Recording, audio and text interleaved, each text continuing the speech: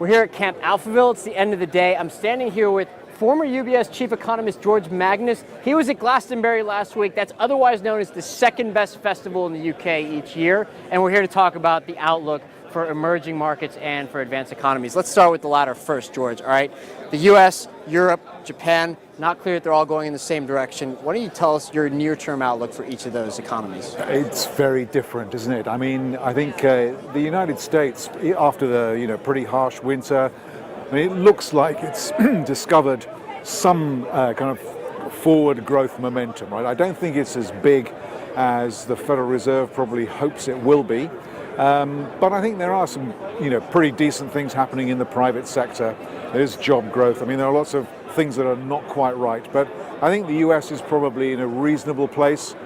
Probably not as good as the UK, where I think everybody's been surprised by the strength of the recovery in the United Kingdom. Very briefly, what do you attribute that to, by the way? Well, I think a lot of the pessimism in the UK, I think, was in some ways down to the very depressed feelings that a lot of businesses had around 2011-12 about the imminent collapse of the Eurozone.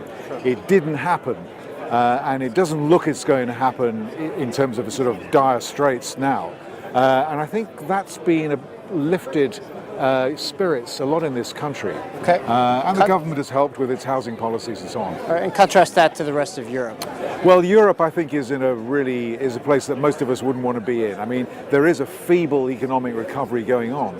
And the banks are reasonably stable for the time being, but we all have the feeling that underneath that feeble recovery, things are not quite right.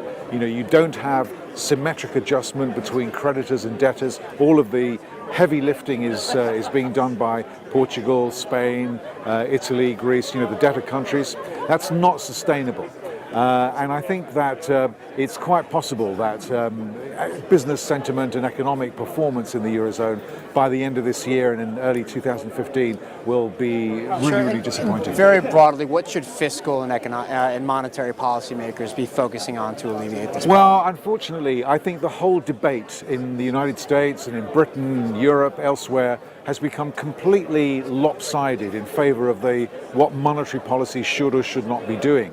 Bank of International Settlements has released a very controversial report just yesterday about what monetary policy ought to be doing, which is not what central banks are Martin doing. Wolf was very skeptical of that report. He was indeed. And I think both sides actually are representing rather extreme positions. The truth is more nuanced.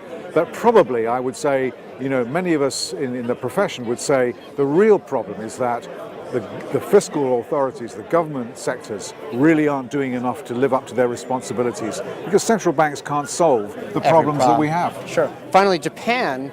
All right, Abenomics. Are you optimistic that it's going to continue and that it's going to make a big difference?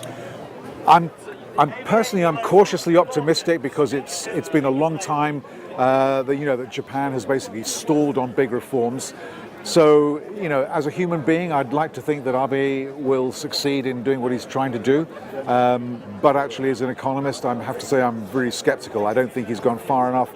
I think he still faces a lot of opposition in Japan. This is unfair of me to ask such a broad question that I need you to answer pretty quickly, but emerging markets, you were fairly pessimistic, I think, earlier in the year that the sell-off would possibly continue, that it reflected more structural problems. Talk about the outlook for emerging markets generally, and whether we should be, Well, I think, obviously the markets, financial markets and emerging markets have bounced back with risk, generally speaking. But actually, I think they're still vulnerable because I think people don't yet really appreciate the fact that growth, which is really what everything is leveraged off in terms of equity returns and so on in emerging markets, growth is going to be materially lower in a lot of big countries for the next several years. Their growth models need a reboot. Because the catch-up part of the... Catch-up is done to a large extent. They're richer. They need smarter economic policies. All right. Thanks very much. And thanks for watching. This has been Camp Alphaville. If you want to see more from today's events, go to ft.com or ftalphaville.ft.com. Take care.